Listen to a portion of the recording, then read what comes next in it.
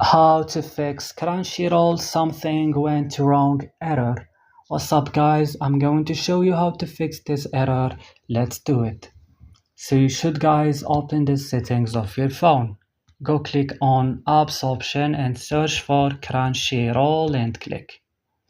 Here guys, scroll down this list, click storage, click clear cache. Back now, click on force stop and click OK. Move here to Play Store or App Store and update Crunchyroll. Now restart your device and that's it. Don't forget to like, also subscribe in this channel. See you next video.